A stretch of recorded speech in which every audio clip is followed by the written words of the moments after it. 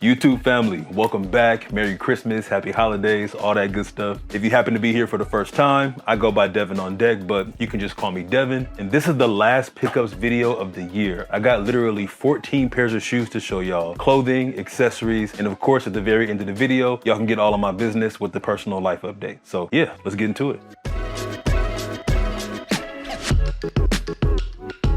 So starting off with the sneakers first, this first pair I want to show you are these runners by Lacoste. They're called the L003, and I've been having my eye on these for like a year now. Y'all know I'm a sucker for a streamlined silhouette. The comfort is 10 out of 10, and they do run true to size. And if I had to pick one favorite colorway, it would be the green ones, but the black ones I actually been wearing a lot more. Then we have the Mizuno MXRs. And this Japanese company's been on my radar for the last couple years, but I had no idea this model existed until I saw one of the guys I follow on Instagram wearing it. And he lives in Japan, so I'm sure they're a lot more familiar. And I did my research and turns out they're only like $100. So I got two pairs. They do run about a half a size small though. Since I wear an 11, I got 11 and a half. Oh, and I gotta show y'all these Adidas times Clot Gazelles. These are a perfect combination between a sneaker and an espadrille. Definitely more of a spring summer look, but I'm wearing these bad boys year round. And one thing that stood out for me besides the overall motif is the hand beaded stripes on the side. And I don't know about you, but for me, that's a luxury detail. Somebody had to take their time to make that happen. And I think they're on sale right now, so I'll link them down below with everything else in this video. Then we also have the Glencliff Lows by North Face. Now, as a Bay Area native, I'm kind of ashamed I had no idea these existed. If you don't know, we wear a lot of North Face where I'm from, so I'm familiar with the brand, but I had to do a campaign with them to realize they even made these in the first place. They're extremely comfortable and also a low top hiker, so you got a little function there and fashion at the same time. And speaking of fashion, we released the season 2 collection from our creative studio, I want to say about a month ago now. In case you missed it, we have a short film we made. I'll put a card here and put a link down below in the description. It's very, very short. It's like 2 or 3 minutes long, but I storyboarded this thing. I wrote it myself, styled everything, scouted the location, and had a whole bunch of support to pull this together. We're talking about cinema cameras, DPs, lighting guys. It was like 10 different people on set that really made this thing come together, and I'm so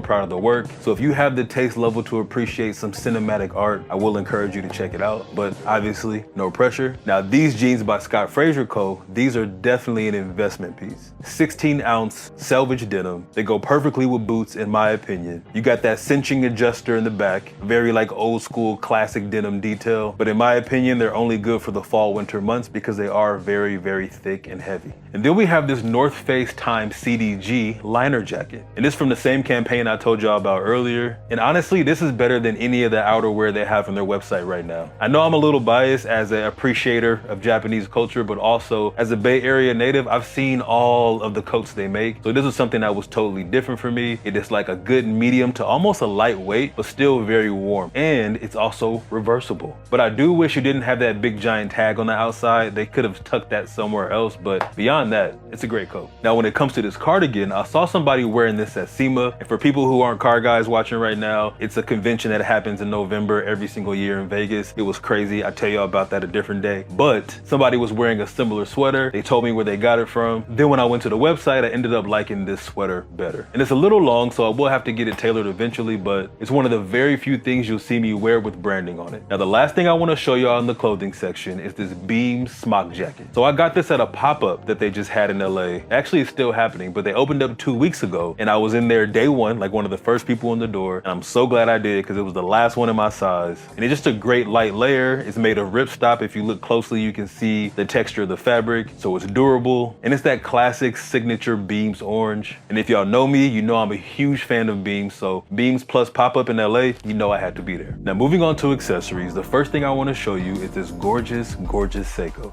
All stainless steel with blue accents. You got that rectangle classic tank style, but only 22 millimeters. And it's because it's from the women's section. It's extremely elegant, and I've been wearing this thing every day. And it happens to be on sale right now. So if you do like it for yourself or somebody else, I linked it down below with everything else in this video. But I also have this chrome Casio with the mesh band. And this is the one I wear when I'm not wearing my Seiko, when I'm in a situation where I could bang my watch up and I don't really want to think about it. So might be working on my car, hanging out with my son, but it's also just very casual and something you can dress up or dress down. And that mesh band is just beautiful. And last but not least for accessories is this Comme des Garçons clutch, or you can call it a zip pouch. Doesn't matter. Either way, I've been rocking this when I want to free up my pockets a little bit. So if I'm wearing the kind of outfit that's gonna show whatever I put in my pockets, I don't want it to look bulky. It's perfect fit for a phone, wallet, key situation. And I'm starting to build a small collection of these that I'll show y'all later, but this is my favorite right now. Okay, now let's get into these loafers and boots. I got a lot of great stuff to show y'all, and the very first one are these mules by Liberato. These are handmade in Japan with leather from the Himeji region, which is known for its leather quality. As you can see, they use Vibram soles, but it's like a lighter foam compound, so very lightweight. And the standout detail here is the tatami mat insoles. So you're talking flexibility, breathability, antibacterial, so really easy to wear with no shoes if you want to. You're not gonna get a whole bunch of sweat because the natural fibers are gonna absorb that sweat and also deodorize. So it's like a natural, almost like a Gore-Tex for an insole without a whole bunch of chemicals, just like nature's Gore-Tex, you feel me? These are extremely comfortable and my favorite mules in my collection, and super easy to wear with anything. And the only downside, the one thing I wish they did was make bigger sizes, because this is like the very biggest size and I'm a men's 11, so if you're watching this right now, you're not a 10.5, 11, I don't know what to tell you. Hopefully they make them bigger one day. And keeping the same energy, I also got these zip pouch slippers. They're Italian made, full grain leather by Armando Cabral. And I know some of y'all watching right now are like, hey, these are just like the ALD ones. But no, these guys made them way before I'm a Leon d'Or. And these boots are the same ones you saw me wearing earlier with that SFC denim. And these are by Toga Varillas. They're your classic square toe Western boot, but with that signature Toga hardware in the back. I've actually had these for about a year now, but I haven't showed y'all yet, so here you go. And next up are these Tabi loafers by Woodchuck Sato. Now, obviously these are Margiela dupes, and I will give them a 9 out of 10. You got a full grain leather mixed with patent leather, really good quality construction, very comfortable. If you're in between sizes, go a size up. So I'm a 10.5, 11, but when an 11, they fit good, they're comfortable. But the only thing, the smell was super strong when they first got to me. I had to let them air out in my garage for like a day. But besides that, A1. And the last two shoes I want to show you are these patent leather loafers by Florsheim. And these are actually very affordable, and I can guarantee you these are genuine patent leather. So not plastic, but just coated leather like patent leather is supposed to be. They're very comfortable, they're true to size, and I like them a lot. And the colors are honestly very basic, but that patent leather makes them a little bit more fun, makes them stand out a little bit more, but just not too much to where it looks like you're trying too hard, you know? Okay, now moving on to the life update, I gotta tell y'all a secret, something that I haven't shared publicly. The short film that we put out, that I worked so hard on, that I put blood, sweat, and tears into, I'm not happy about the lack of views on that video. Probably my least viewed video ever. When you put that much energy and time and expenses into something, you want to get a return on that, you know what I mean? I've had so many videos go viral, but those don't really matter compared to this, because this I really care about. But I get it, right? Like I wasn't in the video, I wasn't starring in the video, it wasn't viral, it wasn't catchy, it was long, right? It was 3 minutes, which is long for social media.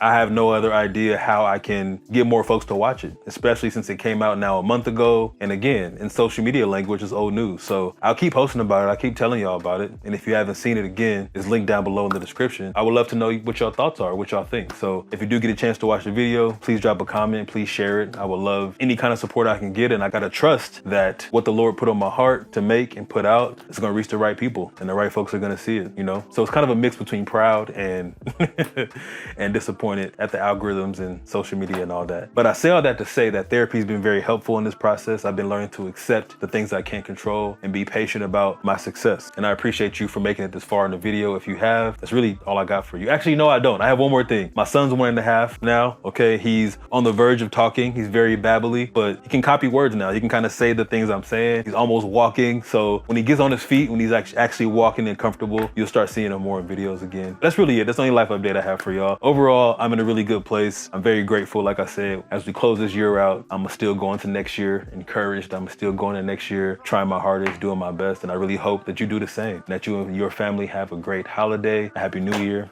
all that good stuff. Thank you so much for your time, and I will see you on the next one. Peace.